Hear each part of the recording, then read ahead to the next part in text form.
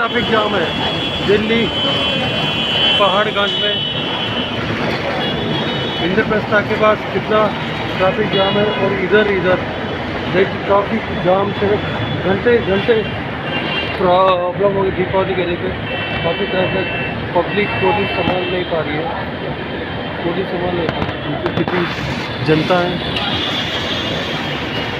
Huge traffic है, huge.